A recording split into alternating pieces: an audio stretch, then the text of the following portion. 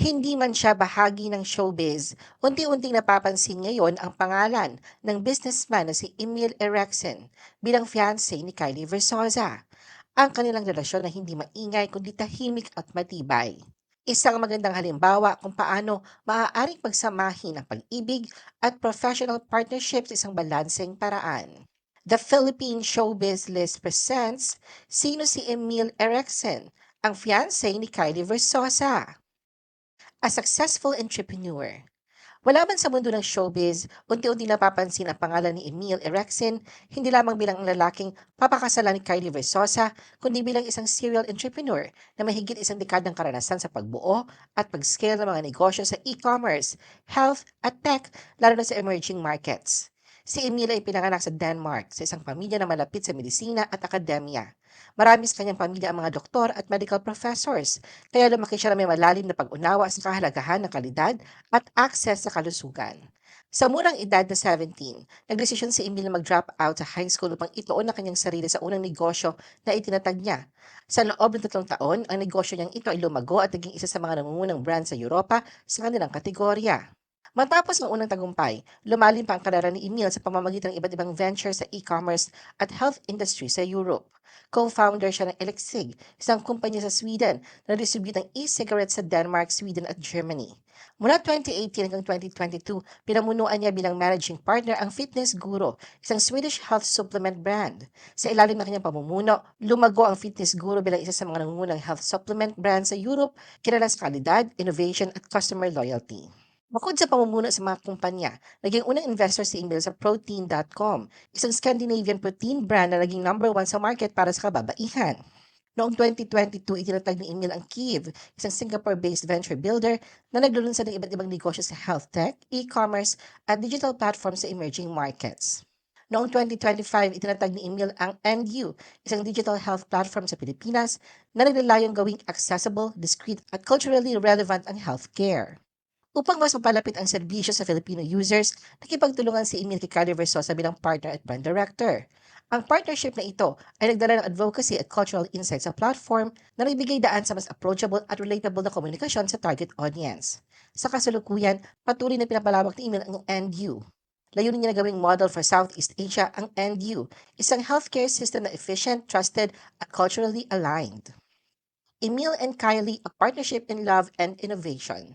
Hindi lang sa negosyo nagtataglay ng chemistry sina Emil at Kylie, kundi pati na rin sa personal na buhay. Wala bang malinaw na dahilan kung paano nagsimula ang kanilang love story, malinaw na nagtagpo ang landas nila sa pamamagitan ng shared interest sa healthcare innovation at wellness advocacy. Bago pa man opisyal na kinilala sa publiko, may mga pahiwatig na unti-unting lumitaw sa mga online forums at social media na nagbigay ng first hints ng bagong yugto sa buhay ni Kylie.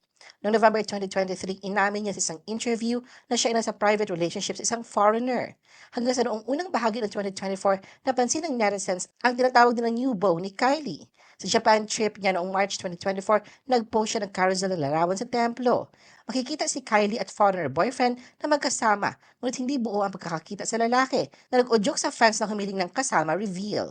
Nasundan pa ito noong June 2024, nagkaroon ng soft launch si Kylie sa social media sa kanyang biyahe sa Saint-Tropez, France. May larawan siya na kasama ang lalaking nakatalikod na may mga tattoo sa braso.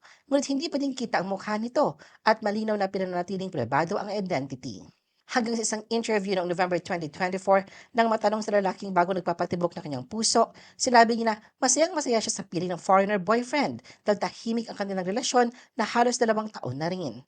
Walang pagtukoy sa pagkakakilanlan ng nobyo, pero binanggit niya na ito ay nagtatrabaho sa tech industry. Ayon kay Kylie, hindi niya agad ipinakilala ang nobyo sa publiko, hindi dahil may tinatago, kundi dahil gusto nilang lumago ang relasyon ng tahimik at mapayapa. Pribadong individual din anya ang nobyo at tinawag itong super green flag. Ang pagkakaroon ng pribadong relasyon ay isang bagay na labis na pinasasalamatan ni Kylie. Ayon sa kanya, na-enjoy niya ang kapayapaan at ang kalayaan na hindi kinakailangan ma-pressure ng publiko at ang maging normal at carefree lamang bilang magkasintahan. Bukod sa personal na kaligayahan, naramdaman din daw ni Kylie ang empowerment at sa suporta ng kanyang partner. Bilang isang aktres at negosyante, naging malaking tulong sa kanya ang nobyo niya sa paglago ng kanyang sariling e-commerce business, ang shapewear brand na Sola. Dahil sa nobyo, mas natututo siya, mas lumalago bilang tao, at mas nagiging motivated sa kanyang trabaho at personal na pag-unlad. Ang suporta at gabay na ibinibigay daw nito ay isa sa mga dahilan kung bakit labi siyang masaya at kontento sa kanilang relasyon. Sa panahong ito, makikita rin ang soft launch hints sa Instagram at social media post ni Kylie. Ang ganitong paraan ng pagpapakita ay nagbibigay ng sapat na curiosity sa publiko, ngunit pinapanatili ang identity ni Emil na pribado hanggang sa opisyal na engagement announcement. The engagement. Sa kabila ng media attention at public curiosity sa kanilang romance, pinipilit ni na Kylie at Emil na i-manage ang relasyon ng maayos. Hindi sila masyadong nagbabahagi ng personal details, ngunit malinaw ang kanilang suporta sa isa't isa na ngayon nga ay unti-unti nang sinisimulan ang kanilang road to forever. Sa kanyang Instagram nitong February 6, opisyal nang inanunsyo ni Kylie ang kanyang engagement kay Emil. Ibinahagi niya ang masayang balita kasama ang larawan nila ni Emil sa mahigpit na yakap. Makikita sa larawan ang kanyang kamay na may suot na engagement ring, simbolo ng bagong yugto ng kanilang pagmamahalan.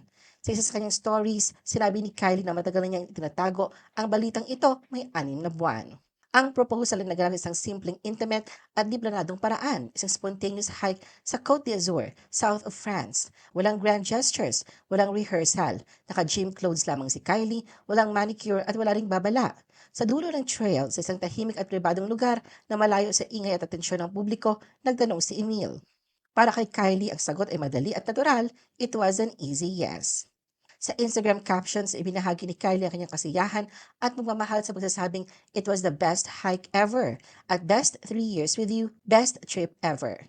Makikita sa mga caption at larawan ng halo ng adventure, personal na milestone at symbol ng engagement. Hindi lamang ito tungkol sa singsing, kundi sa 3 taong pinagsaluhan nila bilang magkasintahan, puno ng pagmamahal, pagtutulungan at growth. Kasama rin sa engagement announcement ang eksklusibong feature sa Lee Official Philippines at Tiffany & Co. kung saan ibinahagi ni Kylie ang kahalagahan ng privacy sa relasyon nila ni Emil. Ayon sa kanya, ang pag-ibig ay hindi palaging malakas o maingay kahit na sa isang buhay na matagal nang nabuhay sa harap ng kamera at entablado. Sa kanya dumating ang pag-ibig sa tahimik at natural na paraan na hindi nangangailangan ng atensyon o pagmamadali. Dumating ito sa tamang oras at lugar nang siya ay handa bilang isang individual. Sa pananaw naman ni Kylie, ang kasal ay hindi pangakong permanente, kundi pangakong patuloy na paglago at pagbabago. Ang konsepto ng happily ever after ay hindi anya natatamo sa isang sandali, kundi unti-unti at sinadya itong binubuo araw-araw, kadalasan na may kakulangan at imperfeksyon. Patungkol naman sa paraan ng proposal ni Emil, ayon kay Kylie para sa kanya, ito ay isang madali at natural na sagot. Kalaunan, natawa siya at tinawag ang experience bilang pinakamagandang hike na kanyang buhay sapagkat parehong nakakapagod at kamangha-mangha ang sandali, ang hike at ang singsing. Ngunit ang simbolo nito ay nananatili. Ang pag-ibig ay hindi naghihintay na maging handa siya sa anyo o itsura. Dumating ito ng handa na siya bilang isang buong individual. Ano ang masasabi mo sa video na ito? Mag-like o mag-react at huwag mahiyang mag-comment. For our YouTube viewers, huwag kalimutan mag-subscribe at i-hit ang notification button. At para sa aming Facebook viewers, mag-like at follow sa aming Facebook page para updated ka sa mga showbiz chika. Thanks for watching!